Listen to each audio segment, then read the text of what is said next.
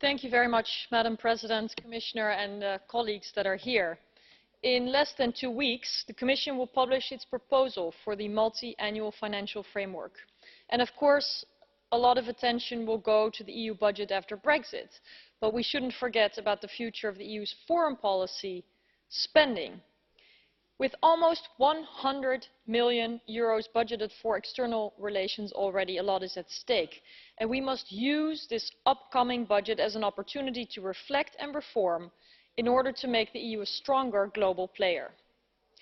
It is undeniable that the... Excuse me, President? It's really distracting me, I'm sorry. Je suis d'accord avec vous. S'il vous plaît, Monsieur Stylianides et ses collègues, s'il vous plaît, veuillez... You'd be kind to discuss just outside this room.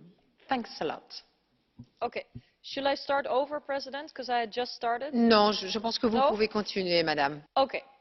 It is undeniable that the current foreign policy spending structure needs improvement.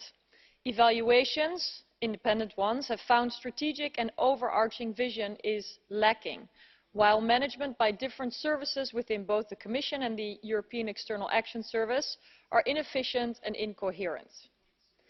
Information sharing with us here in the Parliament has been anything but forthcoming, and similarly legal barriers have prevented the EU from swiftly responding to new and emerging challenges.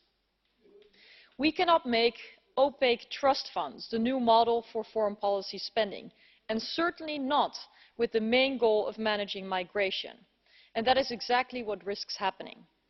The European External Action Service is rumoured to seek the creation of one single instrument for EU external action with, quote, a strong focus on migration. You heard it right, the goal is to bulk all the money together. And as we understand, Commissioner Hahn is trying to ensure the funding intended for candidate member states and the European neighbourhood to remain separate. Now, what's most concerning to me and many of my colleagues is not that there's an appetite for ambitious reforms. In fact, that should be embraced. But there's a lack of articulating a governance model for such a single instrument.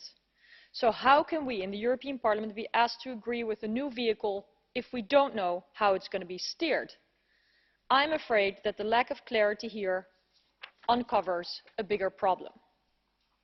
During a recent AFET hearing and during the many foreign instruments working groups that I've chaired, it has become clear that members of the European Parliament are not in the mood to give the External Action Service or the European Commission a carte blanche. They feel sidelined already, as strategic dialogues are often neither strategic nor dialogues. Information is shared reluctantly and late. The Parliament is keen to ensure it can do its job and steer policies, spending and apply the necessary and required parliamentary scrutiny. MEPs also want to build in more flexibility to ensure adequate responses to new crises, as well as the preservation of European values.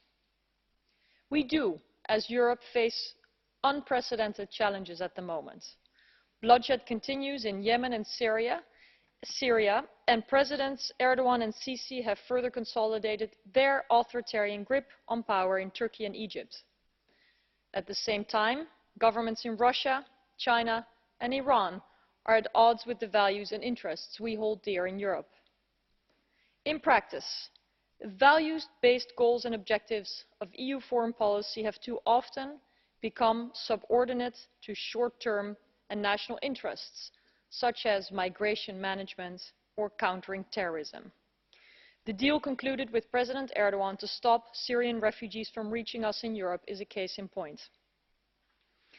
The future of the EU's foreign policy budget can benefit from reforms, but cannot only be designed to deal with today's crises. Who knows what would be at the top of the agenda in 2025?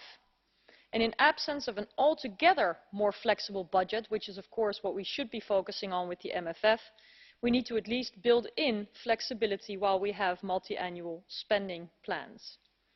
But certainly, the instrumentalizing of all foreign policy funds and managing migration as the key goal is not the right direction.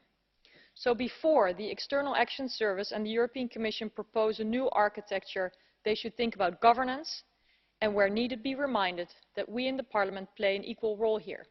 I therefore encourage colleagues in this House to focus on principles of parliamentary scrutiny, oversight, policy-steered spending, evaluations and accountability. Let us not get bogged down in long lists of our favourite instruments to save from the reforms. Thank you.